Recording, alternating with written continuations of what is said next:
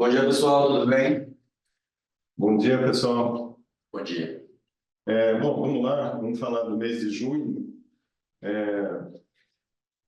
Mês de junho, podemos falar do semestre também. O semestre não foi um semestre bom, né, para a gente, para o mercado. Eu acho que teve muita coisa, principalmente política aqui no Brasil. Eu acho que essa queda de braço que o Banco Central acabou atrapalhando. Enfim, mas vamos lá, vamos falar do resultado de junho. A gente subiu 0,8 nesse mês, acumulamos ainda uma queda importante no ano, não me engano, por volta do final do mês, deixa eu só checar aqui, mas alguma coisa como 13%, já melhoramos um pouco agora no começo de julho, né? O mercado acho que deu uma reagida boa, mas acho que o importante, até mais do que isso, é falar da exposição, né? Acho que não foi um mês muito fácil, né? Apesar do índice ter subido 1,5%, mas, assim, ações ligadas ao mercado doméstico caíram bastante, sentiram muito essa falta de perspectiva, né? Ainda que os papéis estejam baratos, né? Acho que disso ninguém tem dúvida, a gente sabe, né? A gente modela todos eles. Mas como você não tem visibilidade, fica uma história muito complicada, né? Acho que qual que é a taxa de desconto para esses temas que nós temos, né? Como que a inflação vai afetar, né, caso o Banco Central se descontrole pela frente, baixa o juro na barra, como a gente já viu a história lá na época da Dilma. Então, quando a gente vê o Lula caminhando para um Dilma 3 aí, fica um pouco mais complicado, né, da gente fazer projeção. Então, naturalmente, você tem um desconto muito grande nas empresas. E aí tudo isso aí vai para preço, né? Quando você não sabe com que taxa você desconta. O que a gente fez, né, nesse período todo aí? A gente já vinha falando isso, né? A gente aumentou a posição que a gente tinha em commodities ao longo do tempo, né? Não do mês passado para cá, mas é uma posição hoje por volta de 27 do fundo. A posição tem diminuído um pouco, mas está em 27 do fundo. Tem uma posição grande em utilities também com 18.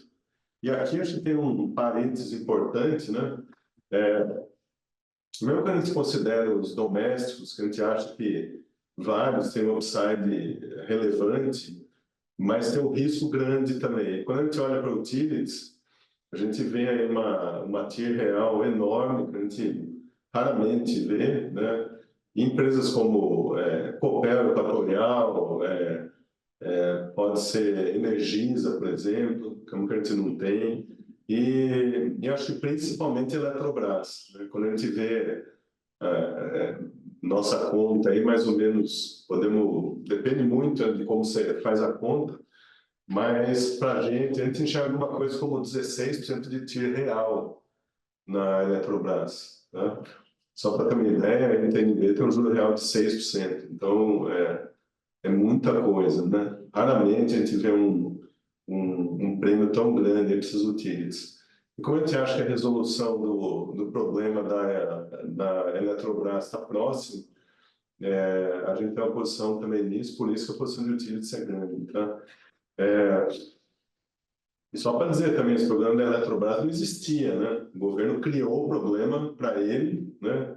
Isso aí foi para preço, não só da Eletrobras, do mercado todo. Então, é mais vamos dizer, um contencioso que o governo cria para o mercado, além de vários outros aí, problema de Petrobras, né? De ter demitido o Jean Paul, aí pode ser melhor, pior que esse o atual, mas assim, é uma prática que todos os presidentes fazem, mas acaba indo tudo para preço, né? Não dá para entender direito a lógica desse negócio aí. Mas, enfim, então o Tillits é uma posição de 18%, e depois a gente tem muita coisa fora também, né? A gente tem mais ou menos um quarto do nosso posicionamento lá fora, seja em índices, né? S&P, Nasdaq, índices de semicondutores, alguns single names aí que em geral, são as big techs. A gente acha que andar, mas com inteligência artificial, né, que a gente vê permeando todos eles aí, de Amazon, Microsoft, Google. Então, assim, isso aí tem se espalhado por todos. A gente acha que isso é o começo de tudo que vai acontecer ainda com esse negócio pela frente. Então, na nossa cabeça, isso aí, esse papel é um upside importante. E, assim, não dá para deixar de falar, mas o Elson certamente vai comentar com muito mais profundidade que eu, mas a gente tem um corte de juros aí se aproximando lá fora. Então isso aí sustenta esses preços aí e sustenta não só o preço, mas assim, sustenta o upside importante ainda desses papéis pela frente, tá? Assim, outras posições que a gente acabou diminuindo bastante foi principalmente os domésticos, né? Varejo em especial, ainda que a gente tenha algumas poucas posições.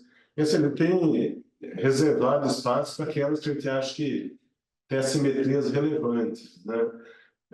Sei que é um termo meio batido, aí também na moda, assimetria, a gente nem usa muito, não gostamos muito, mas acho que assim, empresas que ou tinham uma desconfiança grande do mercado, ou tiveram um problema grande e recente. Então, assim, o que nós temos hoje? Vivara, né, que tem um problema claro de governança, né, com o CEO, o controlador, fazendo uma incursão atabalhoada, mas a gente acha que isso é mais do que foi para preço, tá? A empresa merece um desconto por isso, mas, assim, o desconto já está algumas vezes o preço, então a gente acha que aí tem upside. Aqui na Centauro, que a gente já, posição que a gente tem há bastante tempo e assim, foi importante para a gente no ano passado, a gente pegou uma recuperada boa nela, entrei daí com desconto injustificado para o resto do mercado, para o resto do varejo. Então, aqui acho que. E assim, aqui também coincide um pouco com o que eu falei da Eletrobras, né? E o Utilities também, a gente pode falar de Sabesp, também a gente montou uma posição.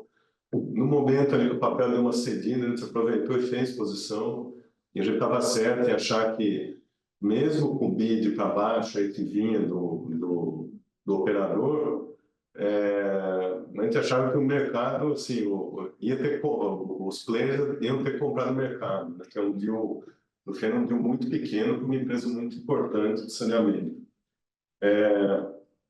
Outra também, aí em commodities, né, que a gente aproveitou para fazer posição, foi a Suzano, né, aquela queda dela. A gente achava que, primeiro, que ia ser difícil ela comprar a International Paper, mas aqueles preços de 48, 50 reais, isso aí já estava mais do que embutido também. Então, a gente fez posição ali. Você acabou setando, em parte, alguma perda em outras coisas domésticas e perdas no hedge cambial. A gente operou um pedaço dessas posições lá fora com hedge, então metade da performance aí ficou no hedge, tá? A gente achou mais prudente, a gente desfez a gente estava com um hedge, depois recomprando um pedaço de toda essa alta do câmbio agora recente. A gente estava sem hedge e vendemos aí nesses últimos dias também o dólar, tá? Então, a gente acha que tem um certo exagero aí, o Elson também comenta melhor, mas enfim, assim que a gente está construindo a carteira. Então, só para terminar aqui, tem um pedaço, depois falar em grandes números aí, a gente tem mais ou menos um quarto lá fora, um quarto em commodities, uns 20% de utilities, e o resto aí são domésticos variados, tá? Aí tem várias coisas, tem varejo, tem consumo, tem vários nomes aí que a gente tem no portfólio também. Então, assim, a gente acha que é uma carteira que tem, se o mercado andar, tem um bom upside, né? Mas tem um risco muito mais baixo. A gente se olhou muito a performance passada nossa, a gente acha que uma performance ruim nossa foi levada por esses movimentos muito abruptos de mercado. Então, ele também que diminuiu um pouco esses papéis, tem um beta muito alto, para justamente não entrar nessa história de ter uma descontinuidade aí na rentabilidade. Então, e com isso também, né, ou seja, não trocou por coisa que a gente acha que tem performance pior, mas a gente acha que a gente trocou por coisa que a gente tem performance igual, mas com risco muito mais baixo, e que tem ali alguma simetria, que é o caso da Eletrobras que eu comentei, tá? E também pode ter Suzano, Sabesp aí nessa cesta. Enfim, é isso que eu queria comentar. O net long do fundo, a gente tem feito alguns movimentos pontuais aí, mas a gente terminou o mês alguma coisa como 90, 92%, tá? E o gross, uma coisa como 115, por aí. A gente também tem estabeleceu aqui gerencialmente de ficar por volta de 120 de gross, para não ir muito para cima, que às vezes a gente acha que essa exposição muito grande não se paga em alguns momentos. Então, a gente quer ficar por volta de 120 ou até um pouquinho abaixo, se possível. Acho que é isso do meu lado. Eu fico aqui para as perguntas, passo para o Elson. Bom, bom dia, pessoal.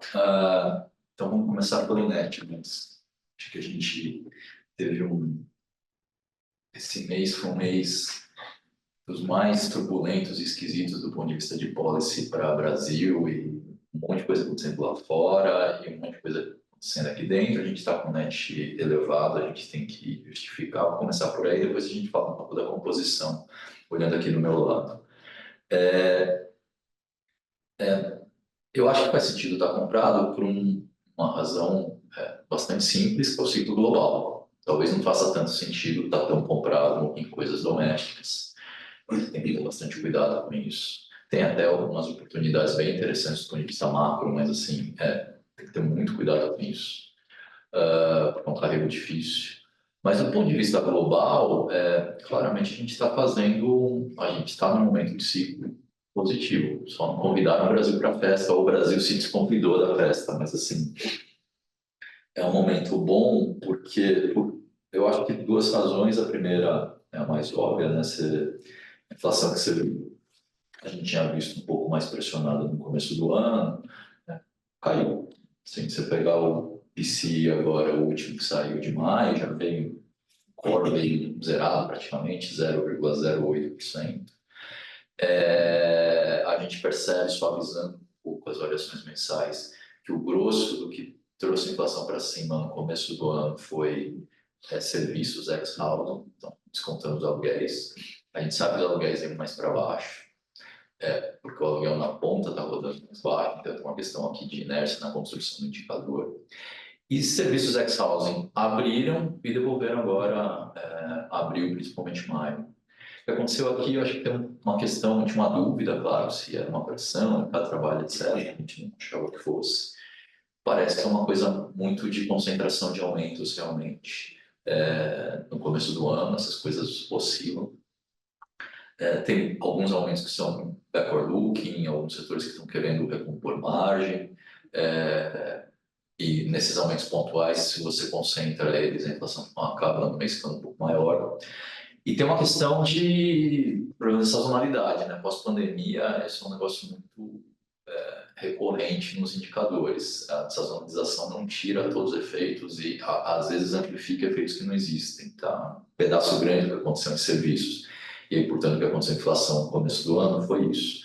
A gente estava voltando para a normalidade, não vamos ficar rodando por perto de zero, mas, assim, alguma coisa entre 0,15 e 0,20 nos próximos meses parece ser o mais razoável. Isso é compatível com o meta. Tá? O segundo grande fator, e acho que isso é bem importante, a gente está tendo alguns sinais de desaceleração um pouco mais claros ultimamente. Então, o consumo no primeiro trimestre, agora entrando no segundo, está bem mais suave do que estava ao longo do segundo semestre do ano passado inteiro. Estamos vendo o mercado de trabalho contratando um pouco menos. Então, você tinha um ajuste que aconteceu, que foi importante, no fechamento de vagas em aberto. Então, a economia, o mercado de trabalho estava muito aquecido, tinha muita vaga que as empresas não conseguiam fechar. Conforme a demanda foi caindo, a oferta de trabalho também, aumentou a migração, você foi fechando essas vagas. Agora parece que você está começando a diminuir um pouco contratações. Se você pegar os últimos dados de pedido de auxílio-desemprego, que é o melhor dado para você olhar isso com frequência maior, esses pedidos estão subindo já há 2 meses. Então tem uma explicação, tem uma história aqui de ajuste.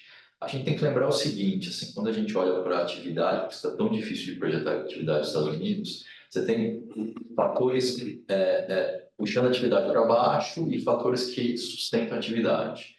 O fator principal que sustenta a atividade, eu acho, que é efeito riqueza, né? Você tem housing, preço de imóveis elevados, e você tem um mercado de ações muito forte, um pedaço grande está ligado a semicondutores, está ligado à inteligência artificial, inovações que você está fazendo e que se refletem nos preços de mercado, deixou uma parte dos americanos mais ricos. Então, isso sustenta o consumo, mas cada vez mais fica mais concentrado nos 20% mais ricos. Esses são os caras que estão claramente com um patrimônio maior do que você tinha pré-pandemia.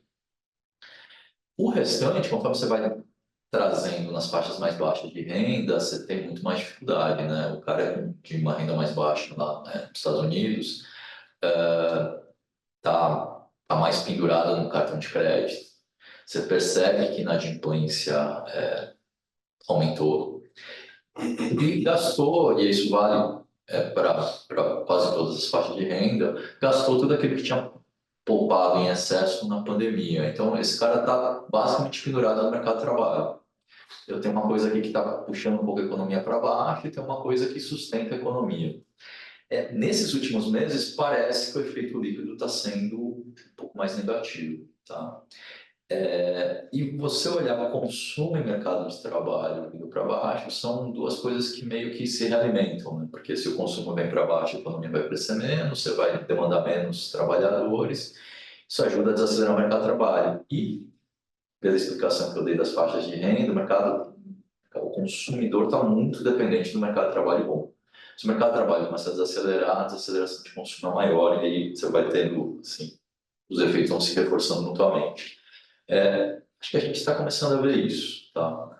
Não vamos ter uma super desaceleração, mas fica sendo uma desaceleração mais consistente e começa a criar um risco um pouco mais para baixo, dessa desaceleração ser um pouco maior. Qual que é o efeito disso? Com inflação bem comportada, parece que setembro o Fed vai cortar. E mais do que o timing em si, eu acho que se você faz uma desaceleração cíclica um pouco mais usual, a gente tem um ciclo de cortes também um pouco mais usual. Então, você não vai fazer um ajuste na taxa e olhar, mas você vai fazer uma sequência. Tá? Talvez não seja toda a reunião, talvez seja reunião sim, reunião não, mas você vai fazer uma sequência. Isso tem implicações também para a taxa terminal. Então, assim, essa é uma decisão muito importante para os mercados, a gente sabe disso. E os dados de atividade de inflação são consistentes com essa história. Então, faz sentido ter posição. A questão é no quê? Então, vamos ter posição em equity, sim. Então, com 90 de net, acho que é confortável para esse momento do ciclo. A questão é no que a gente pode ter posição. Eu acho que, olhando o que você tem que capturar esse momento bom do ciclo global, tem um risco que você tem que olhar, que é a eleição americana. Eu acho que é um risco, ainda que o mercado não colocou nos preços, tem muito prato girando ainda, mas é daqui a 4 meses. A gente não sabe, pós-debate, aí, se o Biden vai ser candidato, ou se você olhar para essa, ou seja, aposta hoje, os odds da Câmara e do Biden são os mesmos, de serem o candidato de democrata. E se não for o Biden, o favoritismo do Trump provavelmente você muda os odds dessa eleição. Então, no fundo, a gente ainda não sabe, é difícil estabelecer uma probabilidade desse desfecho, como o mercado está olhando para isso num ambiente em que ciclicamente as coisas estão mais favoráveis. Eu acho que a eleição vai entrar só gradativamente nos preços do evento para olhar aí a convenção democrata. Tem que acontecer, a escolha, na verdade, a formalização tem que acontecer um pouco antes da convenção, então meados de agosto parece que é a data limite. Até lá, acho que tem uma história muito boa aqui para os mercados globais, tá? E a gente tem que tentar capturar, e nas classes que o Marcelo mencionou, eu acho que a gente é também um pouco mais protegido da questão eleitoral, tá? Quando eu olho para Equities US, é um pedaço muito grande de tech é uma história muito ruim, você tem que limpar a frente da história macro. Então, se você começa a baixar juros, a história micro brilha mais, andou muito, a gente sabe disso, mas parece uma classe muito tranquila para você ter posição. E commodities, eu acho que você pega uma história global mais favorável, Tem uma perna de China aí que é relevante, isso, o peso varia commodity a commodity, mas mesmo no minério de ferro, que é mais exposto a ela, assim, a perna de China é importante, mas não é única. Mas assim, China desacelerou um bocado e desacelerou num nível que faz sentido você ter uma reação de policy maior. Isso que a gente deve estar vendo para frente. Então, se você está fazendo meio que o low do ciclo de China, faz sentido ter posição de commodities com câmbio aqui nas exportadoras brasileiras, ajuda muito, evidente. E se vamos imaginar que o risco eleitoral comece, o US comece a entrar mais rápido nos preços, o grande risco eleitoral é tarifa. E aí, tanto a inflação, tanto na curta quanto o tarifa, quanto na mais longa, o fiscal mais expansionista. Aqui eu acho que commodities como classe ativa protegem bem desse cenário também. Então, a gente gosta, acho que as duas coisas que a gente gosta para fazer o ciclo global tem que ter, a gente teria de qualquer forma, mas elas também são coincidentemente coisas que são menos afetadas pelo risco eleitoral. Tá? Quando eu olho para cá, aí eu acho que a gente, em final de maio, junho, a gente fez um esforço gigantesco para não participar dessa história toda positiva dos mercados globais. O que a gente fez? Eu vou tentar contar rapidamente a história que todo mundo acompanhou, mas só para a gente contextualizar e tentar enxergar a partir daí o que pode ser as escolhas do governo. De um lado, do ponto de vista de política monetária, o Banco Central fez uma besteira lá atrás, aquela decisão dividida lá em maio. Quando todos os diretores do Lula votam para manter o pace de corte de 50 bips. E uma decisão mais cautelosa é defendida pelo que a maioria hoje, mas são os diretores anteriores. Quando você faz isso, você colocou uma dúvida sobre o que vai ser esse Banco Central pós saída do Roberto Campos e dos outros dois diretores no final do mês, no final do ano. Eu acho que esses caras trabalharam bem para dirimir essas dúvidas, tanto na comunicação com os mercados, quanto na decisão agora do Copom de junho. Eles pararam de um jeito unânime, um discurso unânime, ata rock, eles fizeram tudo by the book. O problema é que o Lula claramente não tá na mesma toada. Ele passou as últimas 2, 3 semanas metendo a boca na decisão. E aí não é simplesmente verborragia, né? O problema disso é que ele está falando é que se ele é contra a autonomia, se fosse um Banco Central indicado por ele, não ia fazer um troço desse. Não ia parar de cortar juros. Ele está dizendo que o Banco Central daqui a 6 meses é o Banco Central dele. Ele está fazendo, na verdade, é minar a reputação, a credibilidade dos diretores que vão ficar.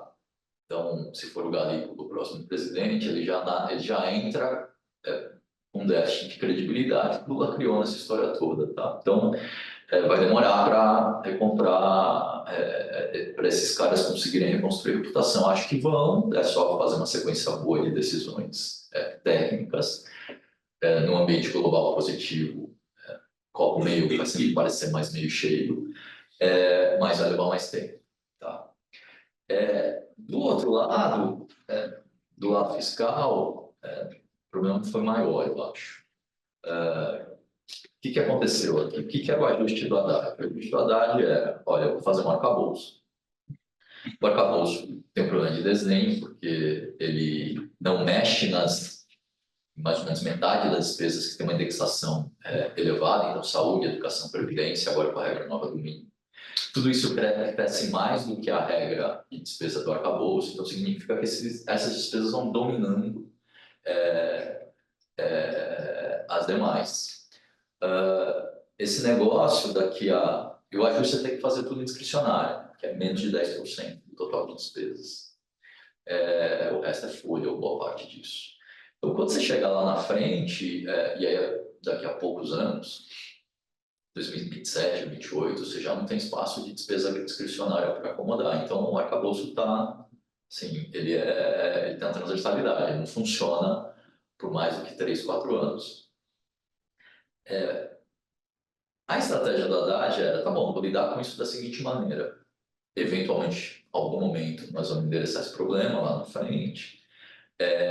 Enquanto isso, eu vou fazendo um primário mais elevado para tentar construir reputação. Como é que eu vou fazer um primário mais elevado? Imposto de arrecadação. Esse era o desenho que o Haddad tinha formulado desde lá atrás. Eu acho que é uma fragilidade. Governo centro-esquerda, você vai tentar fazer via subida de impostos, mas aí você tem um problema político, e acho que é nisso que a gente chegou no limite. Você fazer por subida de impostos, você tem que conduzir essa discussão politicamente. Falar, olha, eu vou tributar um andar de cima, as grandes empresas, o Lula tem que embarcar, o governo tem que ficar martelando essa ideia o tempo inteiro, para trazer um Congresso que não quer essa agenda para dentro dela. O governo fez isso. O Haddad ficou um pouco mais isolado nisso, no começo ele até conseguiu, mas o grande mérito que o Haddad teve foi, no fundo, negociar com os tribunais. O Supremo embarcou nessa agenda. O Supremo foi muito mais rigoroso nesse período todo com relação a toda a engenharia de otimização fiscal que as empresas têm do que vinha sendo no passado. Com isso, o Haddad conseguia botar uma pressão no Congresso e emplacar um pedaço da agenda. No fundo, é isso. A subvenção, por exemplo, que foi a grande vitória que ele teve um componente do Supremo muito grande. Esse negócio chegou no limite. Chegou no limite agora no começo de junho, quando o Supremo, por requisição do governo, mandou o Congresso compensar a manutenção das desonerações em folha, com subsídio meio inexplicável, mas está lá, a Dilma colocou e nunca mais saiu, só ampliou. E aí, logo organizado no Congresso, atuou fortemente para manter isso. O governo foi lá no Supremo e falou, olha, não dá, eu preciso ter uma compensação de receita, lei de responsabilidade fiscal. O Supremo deu razão para o governo e o governo fez uma medida para aumentar a arrecadação para compensar essa manutenção da desoneração em folha. Até subsídio com subsídio, no fundo. Quer dizer, é subsídio tentando ser compensado por mais aumento de carga. E esse aumento de carga vinha por limitações ao crédito de PIS/COFINS, é um negócio que pegava boa parte das empresas. Aí, sim, foi uma derrama lá no Congresso, não teve como segurar. E o Pacheco fez um negócio forte, que é devolver o MP. Esse é um negócio que poucas vezes acontece. É meio ele botou uma linha no chão, no fundo é isso. Quando ele faz isso, toda a agenda de, olha, que está incompleta, de, preciso subir a arrecadação, tem que fechar a conta de mais 50 bi para o ano que vem, ficou abortada. A gente não tem mais isso, esse caminho parece que é um caminho muito estreito.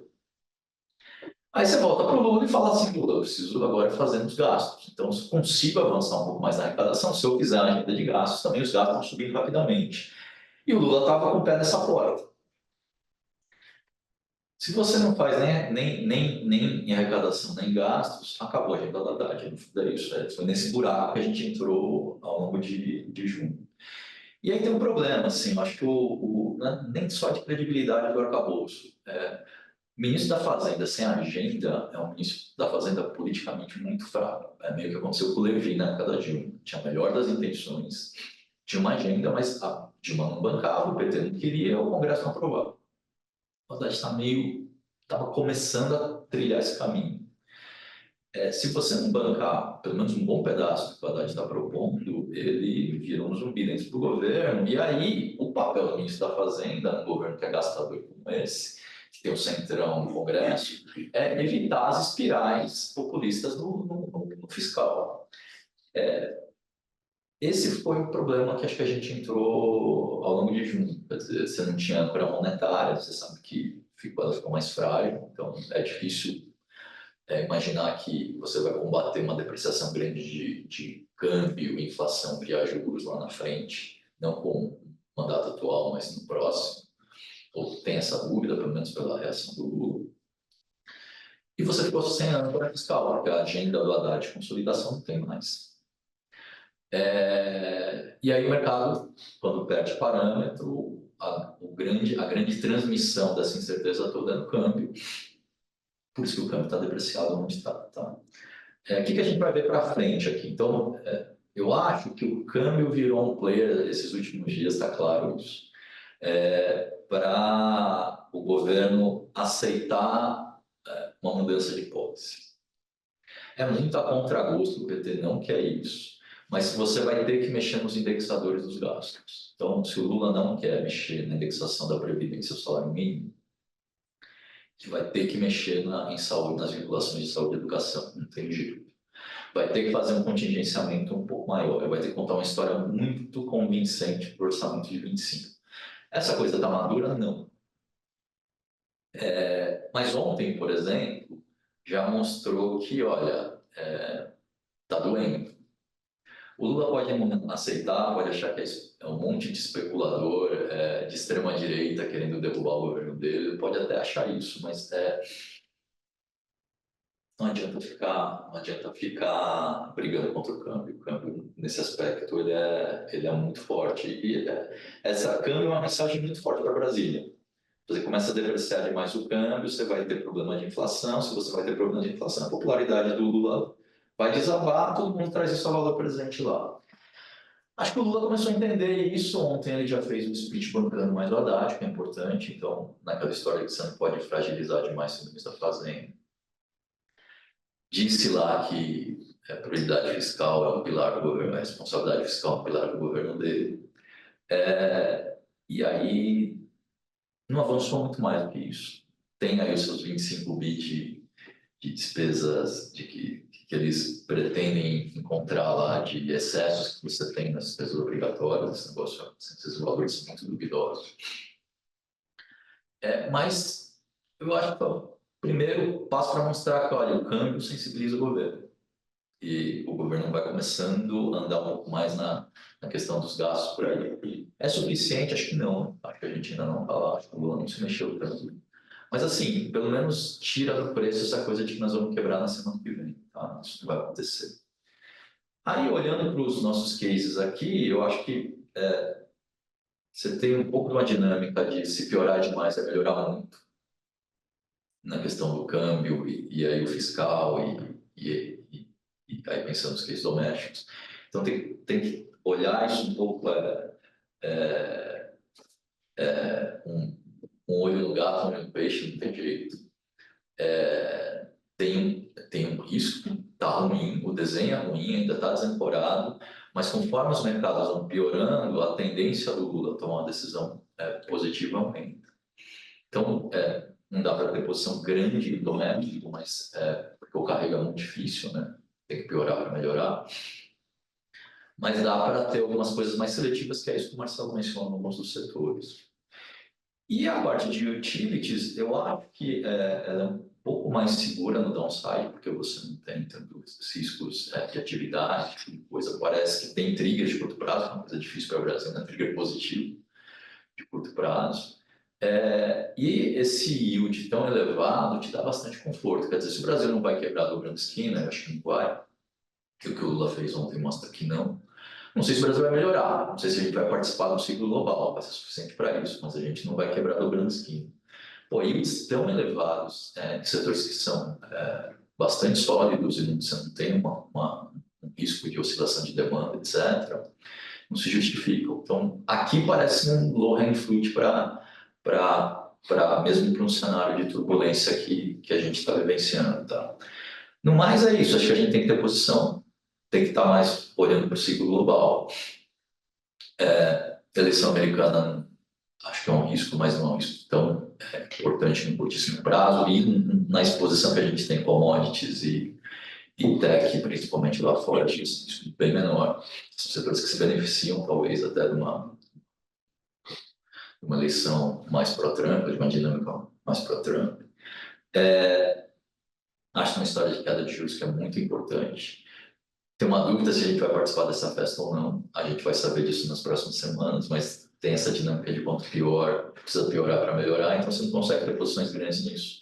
Mas é a coisa que a gente vai estar olhando. Se a eleição americana é um risco negativo, essa decisão do Lula amadurecendo, talvez um nível de preço um pouco pior, mas pode ser um risco positivo que a gente vai monitorar. É isso.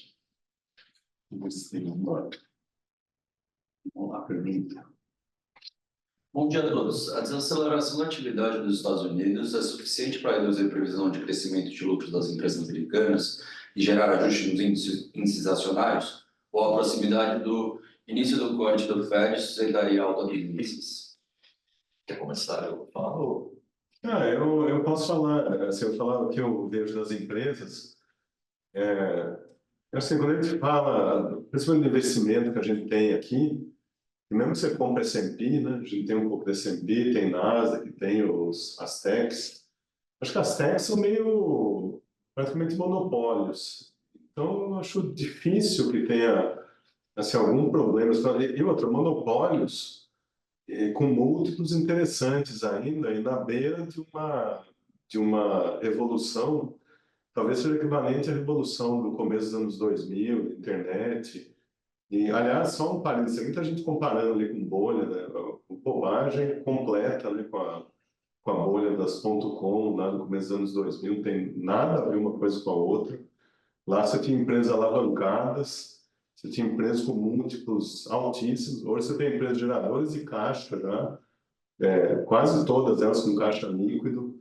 Quando você olha também o fluxo das bolsas americanas, ou a participação acionária, né, ou melhor, o número de ações dessas empresas, você pega a Apple, por exemplo, de 10 anos para cá, o número de ações caiu 30% por recompra. Então, assim, elas são máquinas de gerar caixa. Então, não acho que tenha ajustes, não. Eu acho que o corte de juros ele vai ser um boost aí para os mercados. Mas, claro, tem que ficar atento com o nível de preço.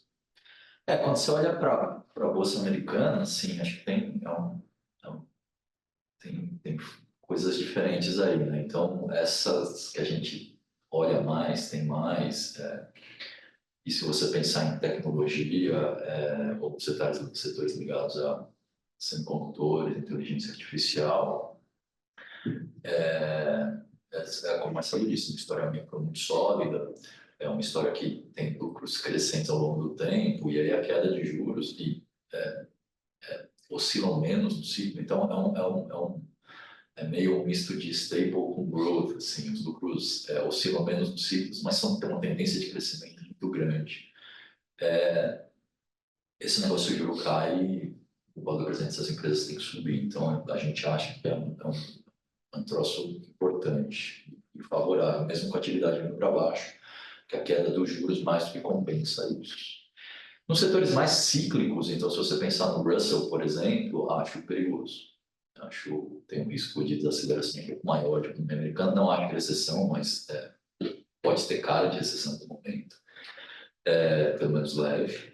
Então, aí eu teria um pouco mais de cuidado.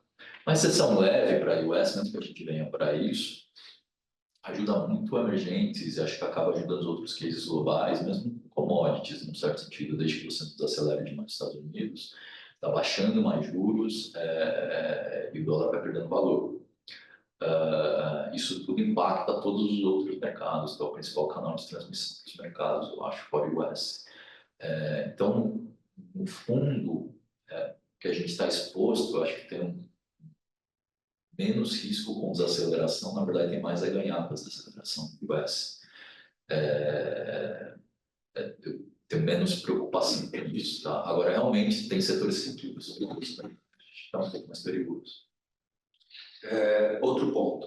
A exposição ao setor financeiro no Brasil foi mantida na carteira. Acredita que também é um setor que continue performando? Olha, a gente tem oscilado essa exposição na carteira aí do setor financeiro, mas a gente repôs agora, a gente tinha vendido, a gente tem uma posição importante em Nubank, a gente zerou e repôs uma parte dela. Eu acho que continua performando sim, tá? Por alguns motivos. O primeiro é que quando você olha o crescimento de carteira dos bancos, principalmente banco, aqui eu estou falando mais de incumbente, tá? De Itaú, Bradesco, principalmente Itaú, né? Que é uma posição que a gente tem. Ela é uma posição que continua praticamente flat, né? A carteira de crédito deles vem crescendo menos do que deveria, né? Menos do que o spread sugeriria. Então, assim, eu tenho spread de 20%. Para manter a carteira, ela era 100, tem que ser 120. Mas não, ela foi de 100 para 105. Quer dizer que o banco ele tá reduzindo a carteira em termos reais dele ao longo do tempo, né? Então, é uma atitude conservadora que acho que, né, quer dizer, a gente tem uma desaceleração da economia, acho que é prudente fazer isso. E, por outro lado, tem outros acelerando, né? Como é o caso do Nubank, é o caso do Mercado Pago, que está dentro do Mercado Livre, e que cresce não só aqui, né, nas costas de alguns incumbentes que vão mal, né? Assim, o que eu estou falando do Bradesco, né, que veio tropeçando bastante aí. Então, esses caras crescem aqui e crescem muito na América Latina, em especial no México. O México é um mercado, talvez, assim, a gente não é especialista em México, mas por tudo que eu leio sobre o México, é o Brasil 15, 20 anos atrás na parte financeira. Então, é um mercado bancário muito precário, né, muito subdesenvolvido ainda. Então, esses caras estão levando para lá um tipo novo de atuação bancária. E vem crescendo bastante. Claro que o Nubank ainda é pequeno lá, mas tem crescido e está tendo prejuízo ainda. Mas é uma posição que a gente gosta muito, não só por lá, mas assim, pelo crescimento ainda muito relevante que ele deve ter em Brasil, né, avançando sobre estratos de renda mais alta, né? Então, assim, tirando um pedaço do movimento do cliente que tem do Itaú para lá, ou ao longo do tempo levando esse cliente para lá. Então, é um risco não só para os incumbentes aqui, mas inclusive para as plataformas de investimento, né? Ele comprou lá, acho que é Easy Invest, se não me engano, o Nubank. Então, no futuro ele pode desenvolver isso, vai ser uma ameaça para a XP, para todos os outros aí que atuam nessa parte aí de assessoria de investimento. Então a gente gosta e acha que continua performando. Bom, foi isso de pergunta por hoje. É isso, né? Então tá bom, pessoal, obrigado para quem participou e até a próxima. Tchau, tchau. Obrigado. Até mais.